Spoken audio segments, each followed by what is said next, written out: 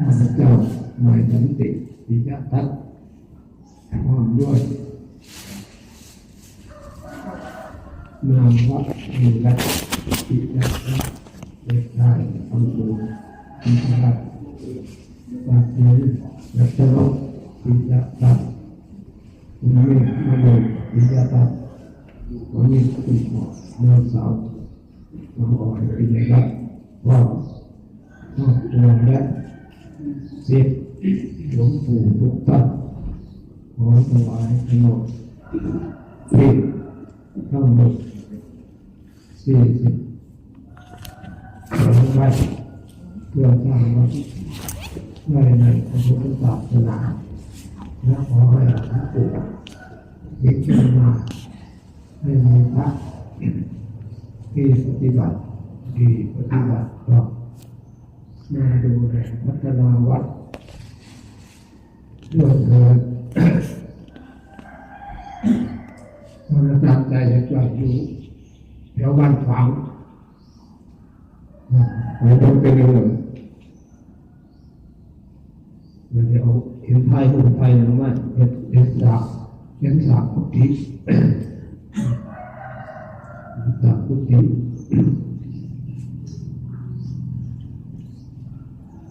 ในหลังหนึ่งพระพุทธน้อย3 หลัง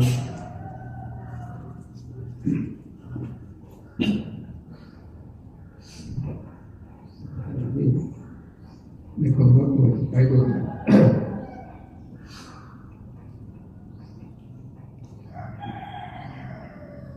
ะไรนั่นดูเรื่องนี้เรื่องภูเขาว่าผมเอาไว้รู้ที่หนึ่งที่หนึ่งและที่2โรงพยาบาลนั่นไว้ต้องจะบอกโรงพยาบาลไม่ได้ที่จะเคยได้ป่วยมากที่ก็ได้ไม่รู้แต่สิ่งหนึ่งก็เคยได้ยินเด็กสิ่งหนึ่งก็รู้สึกกระถาจะรอดจะแย่ไปแล้วก็ให้กำลังใจได้กำลังใจก็เคยถึงบริบูรณ์ขึ้นมาสร้าง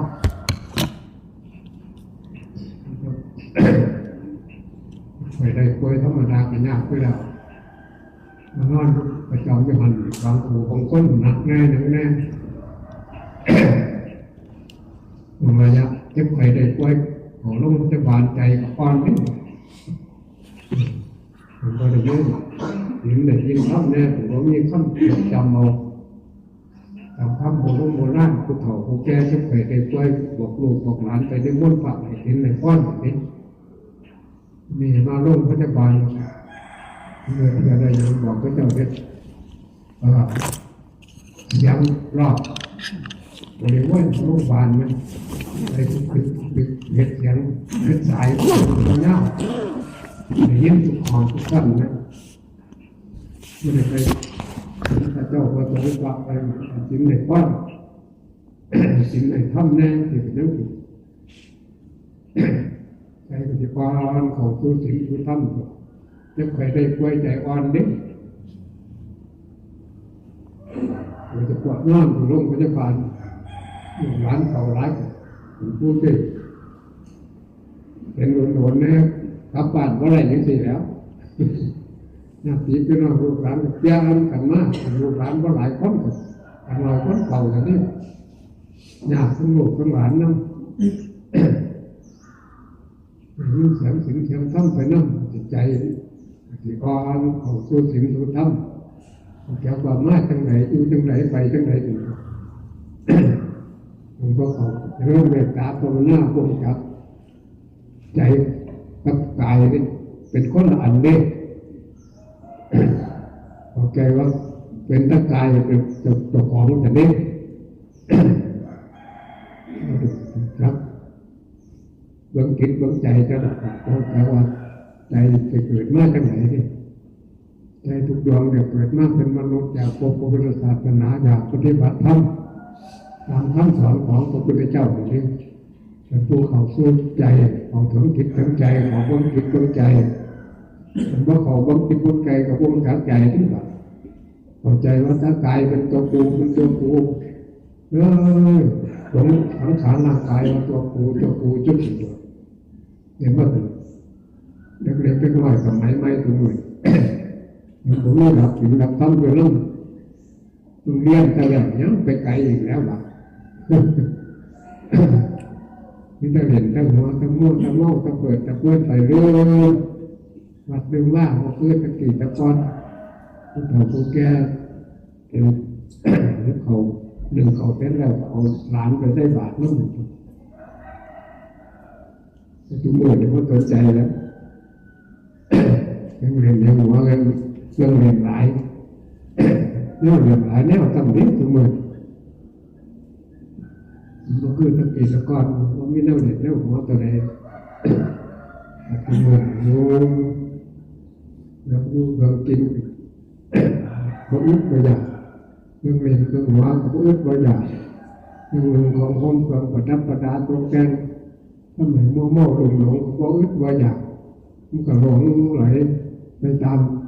การนิยมของโลกไปตัวทำมากับว่าโลกกาพินาศเดี๋ยวช่วยเตือนอยู่เป็นว่ายังไม่ได้หรอก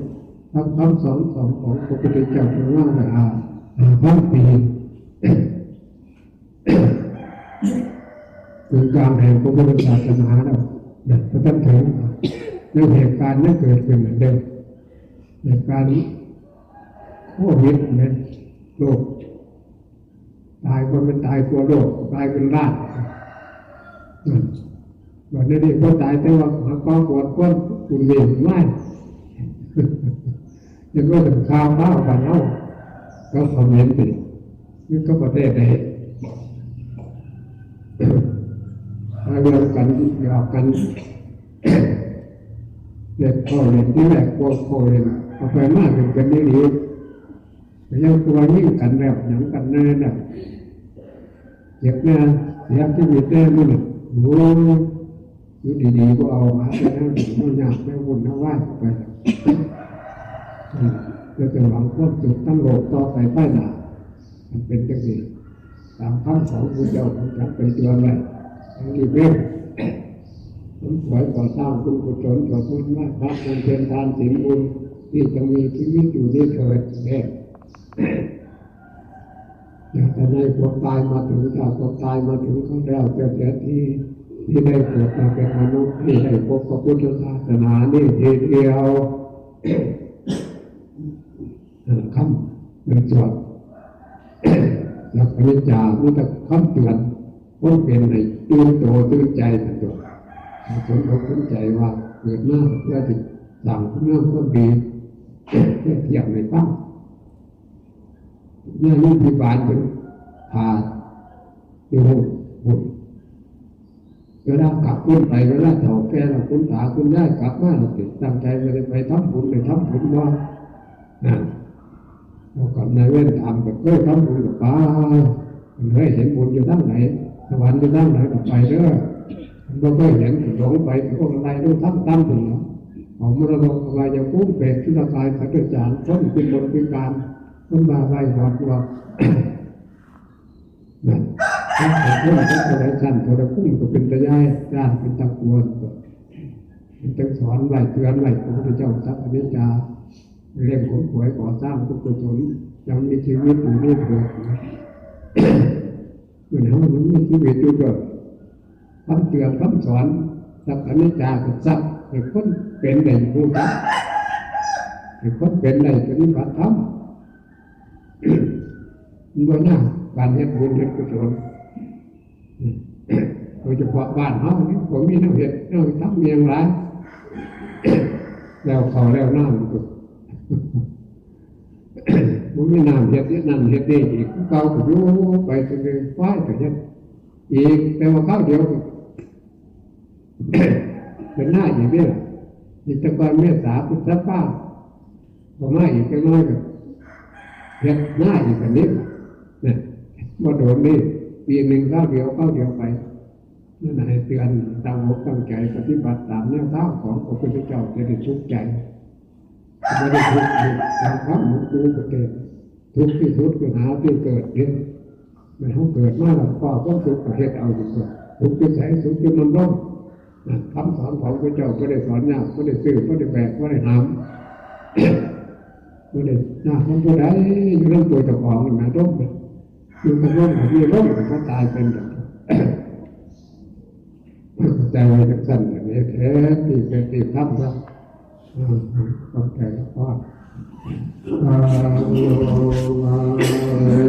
ติโยโตภะคะวะภาวะเจโตสะภะเวนะมะเตคัมโตนิพุทโธจตุวันภวะสัพเพติโยวิวัชชันตุสัพพะโลกวินาศตุมาเตภวะตวันตรายโยสุเยเตอายุโกภวะตุวันธนาเสตานิตาโมทาตาลิโยตาทาโลธรรมาวันเตอายุวันโนสุขังภาลังสุขภาพเราเป็นนั้นดีด้วยเกี่ยวยังวันไหนยังเกี่ยวกู้คนอย่างหันตะหมันเรียกว่าอย่างนั้นนี่ก็จะขอปากไปเป็นรสชาติไปตัวเทียบตัวแดนโอ้เอาผู้ถ่ายผู้ควรไปตามการตามเวลาเราสิ